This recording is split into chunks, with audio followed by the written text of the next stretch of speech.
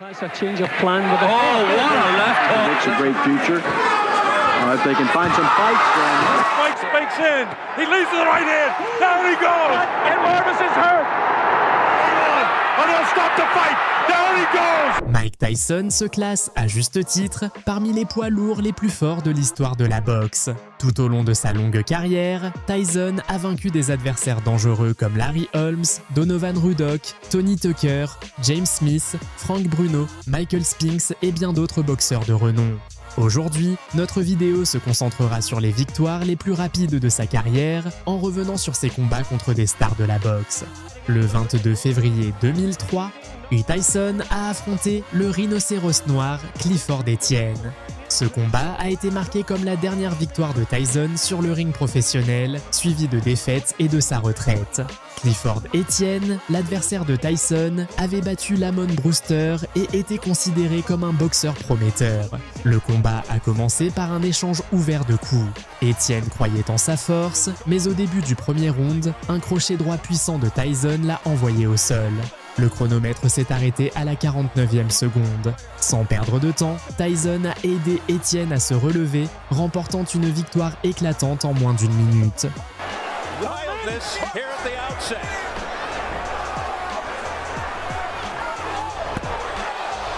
Tyson looking to end this on one punch, Steve. So is Etienne, but he doesn't have that one punch. Break, no punch, no punch, no punch on break. Etienne should be either way outside or way inside. Anywhere else, he's in danger.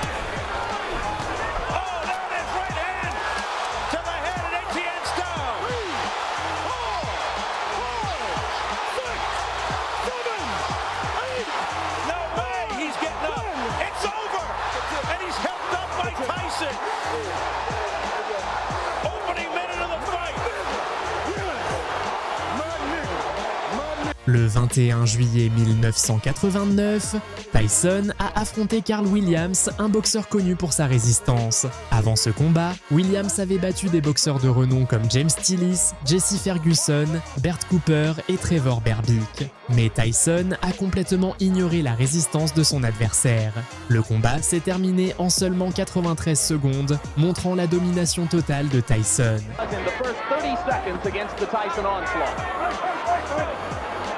And it would appear that the strategy to begin with is to hold, and referee Randy Newman says, we're not going to start that way. This is sort of resilient here, because both men are just throwing punches.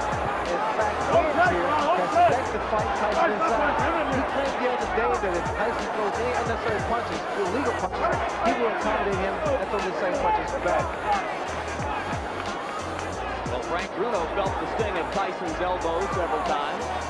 As other opponents have complained, they have felt it as well.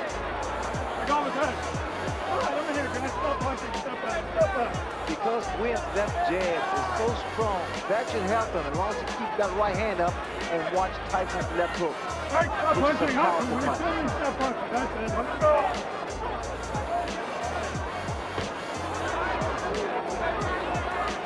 That's it, I'm here. That's right.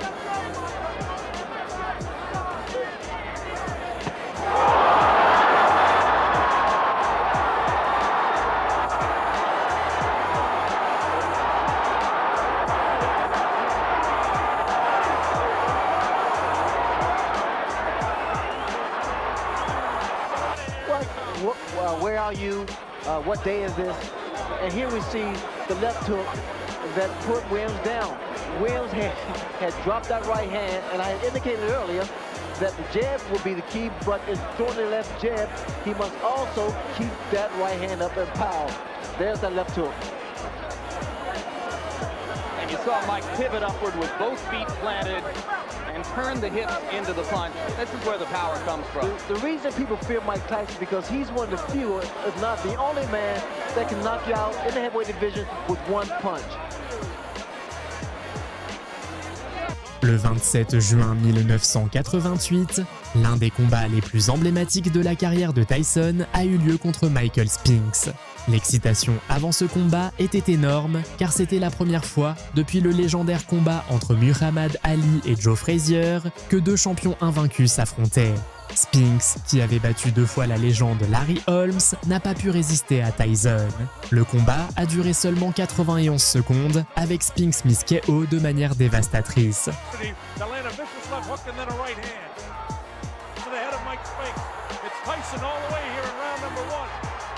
Heavy landing in, but he's taking them. The uppercut, body shot, down comes Mike Spinks in. He leads to the right hand, down he goes. It's all over. Mike Tyson has won it.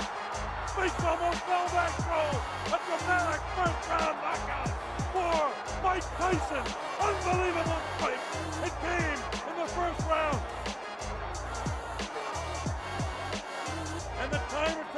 Le 26 juillet 1986, Tyson a affronté Marvis Frazier, le fils de la légende Joe Frazier.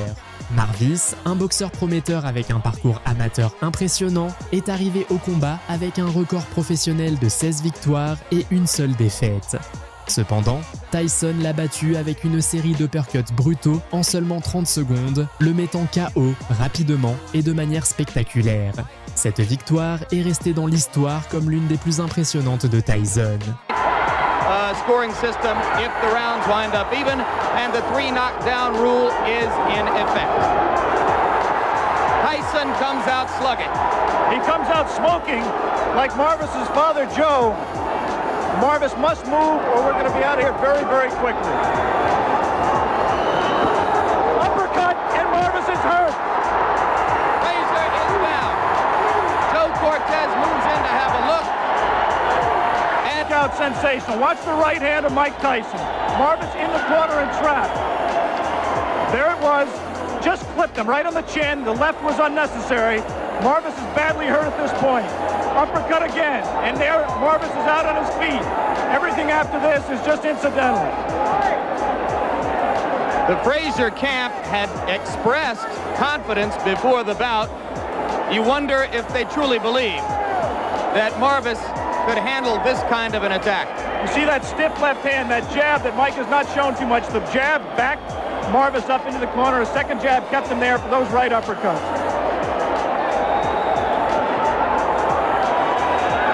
There will continue to be skepticism in some quarters regarding Tyson's stamina, his ability to... Le 24 juin 2000, Tyson a affronté le géant Lou Savarez. Bien que Tyson n'était plus aussi redoutable qu'à son apogée, sa puissance restait intacte. Le combat a commencé avec Tyson dominant totalement son adversaire, l'envoyant au sol avec un crochet gauche puissant. Savarez s'est relevé, mais il n'a pas pu rivaliser avec l'intensité de Tyson, qui a continué à attaquer jusqu'à ce que l'arbitre arrête le combat à la 38e seconde.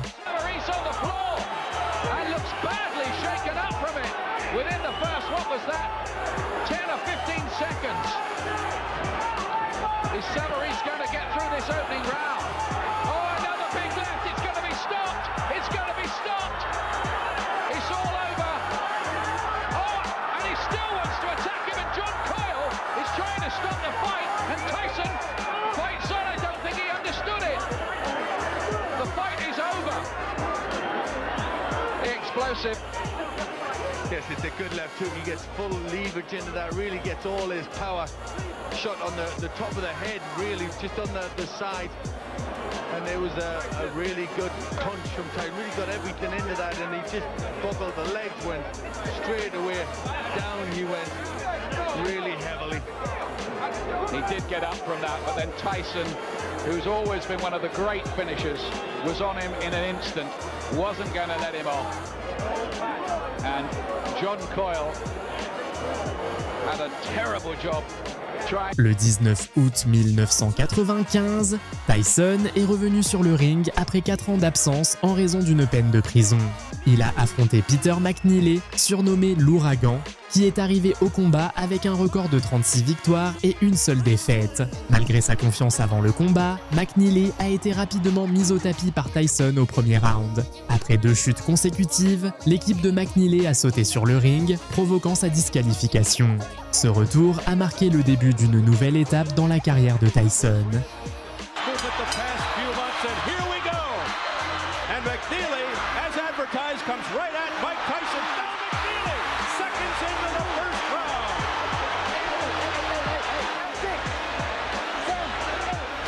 seconds into the fight, McNeely on the canvas.